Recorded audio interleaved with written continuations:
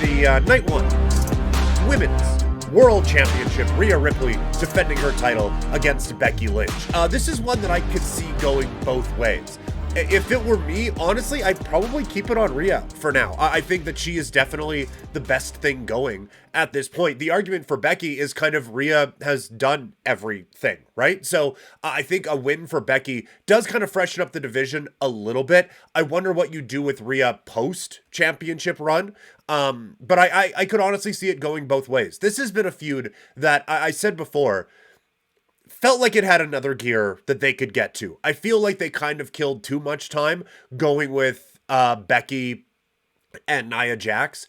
And so that has, I think this one hasn't really picked up the way that we wanted it to. And it's weird because going into the Rumble, it felt like this was the way they were going to go. And then definitely going into Elimination Chamber, it felt like this was the way they were going to go.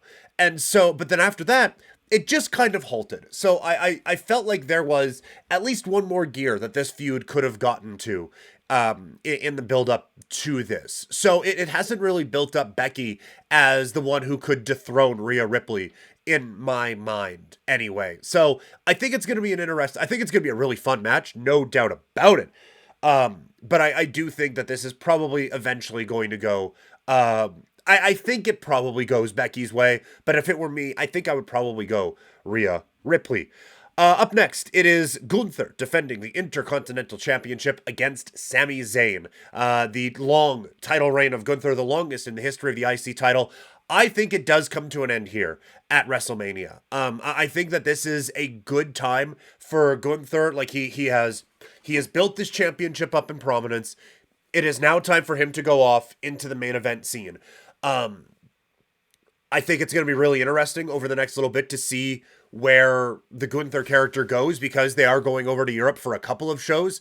Could you see Gunther in the world title picture in those shows? Absolutely, I think you could. Or you could build he loses the title here and then works his way into the main event area there, right? Like we'll get into what I think about the Seth Rollins match in a little bit, but spoiler, I don't think Seth is coming away with the championship. So I wonder if I think Seth needs a break, but I wonder if you have him work a couple of those European shows with Gunther, continuing to elevate him, and then as I was complaining about yesterday that the WWE just saves these things for big shows, but I wonder if you could build up Gunther for a title match at SummerSlam.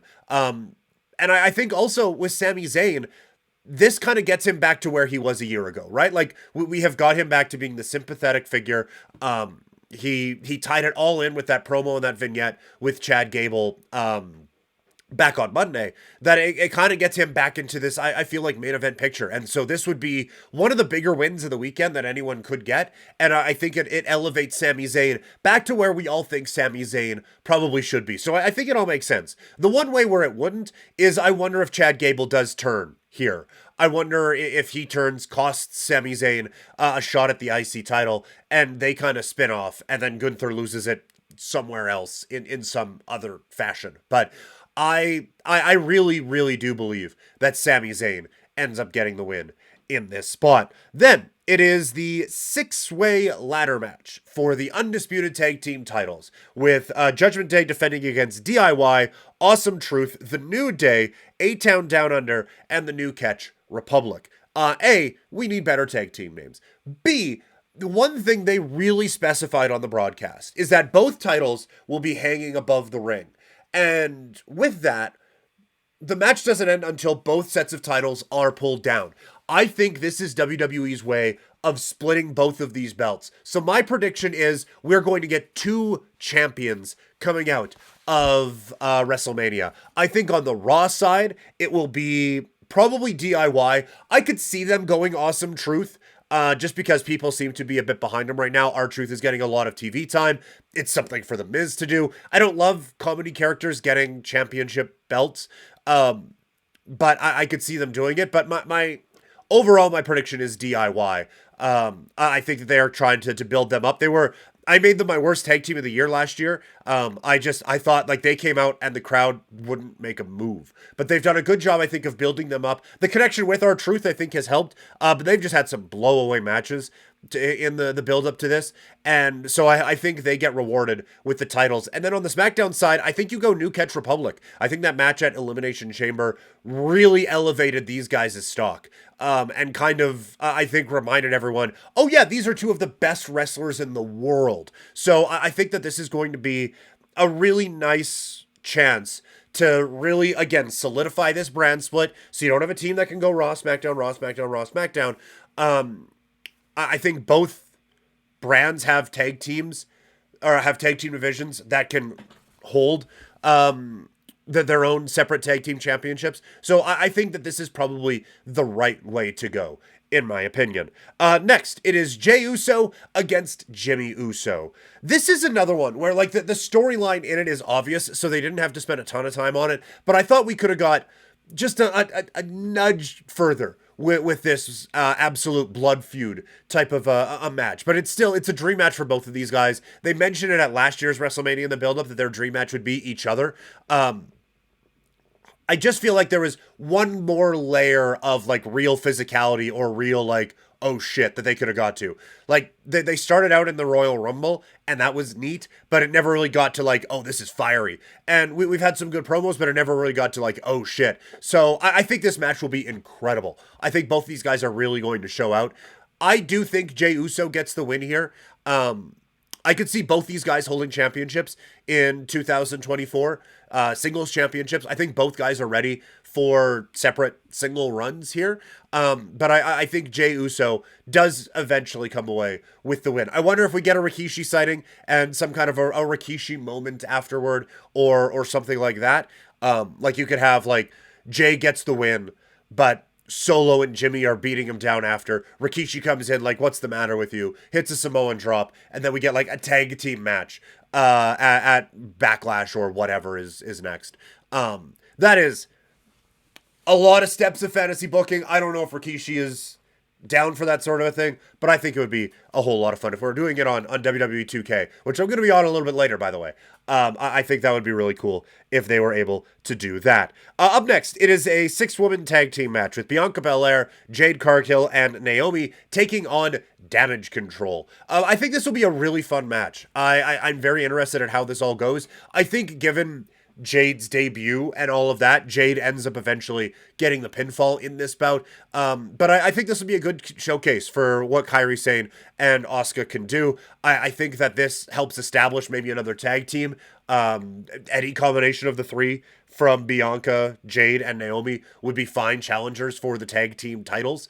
Those are not titles that I think can be split right now. I don't think either brand has enough. Honestly, this division has been underwhelming basically since they invented the championships, and I think they're trying to put a little bit into it. Katana Chance and Carter end up getting opportunities basically every week, but as it's going on, it's been hard for them to really build up a division. So I wonder if we get something more coming out of this. But I do think Jade Cargill eventually ends up getting the pinfall. Then we get to Rey Mysterio and Dragon Lee, the LWO, taking on Santos Escobar and Dominic Mysterio. This should be, like, this could steal the show. Like, three of these four guys can put on an incredible show, and Dom is just a heat-seeking missile. So he'll be, I think, very valuable to this particular performance. Part of me is like, my predictions have been very babyface heavy so far, so I'm thinking Santos and Dom get the win. But I do think, like, Dragon Lee is debuting, basically. Like, he's just kind of been there for the last little bit. This is a big stage for him very quickly. But I think Santos Escobar needs a win here, kind of build him up a little bit more as a leader of Legado del Fantasma. And I think that helps, because I think Judgment Day kind of splinters after this. I think Dom jumps over to Legado and teams up with Santos and the guys there. So I think this kind of starts that whole thing. Rey doesn't need a win at WrestleMania, and Dragon Lee is new enough that a loss is what it is. I think Santos benefits the most from a victory here, so I think he ends up getting it. And that brings us to our main event. Tag team match of The Rock and Roman Reigns taking on Seth Rollins and Cody Rhodes. I'm very interested to see how this match actually works. I think we all know how it's going to end with Rock and Roman Reigns retain or not retaining, but picking up a victory, making it bloodline rules for night 2 of WrestleMania. I think that there is some intrigue in a Seth turn. I don't think that's going to happen here. I think they want to kind of keep him keep him babyface for night 2 and his defense of the World Heavyweight Championship against Drew McIntyre. So I do think that they kind of keep it straight laced. There will probably be some kind of interference, and the Bloodline ends up winning. My prediction, and I've tried to not let myself think this, but I've been caught up in WrestleMania fever this whole time. I'm letting my mind go. And so I'm thinking, after the match, Bloodline beat down, John Cena's music hit, he comes out, and he tries to help out. He is whatever. And then the glass shatters, and Stone Cold comes down, and he and Cena are in Cody's corner for night 2 of WrestleMania. That is kind of my thought for how that's all going to play out. So that is the night 1 preview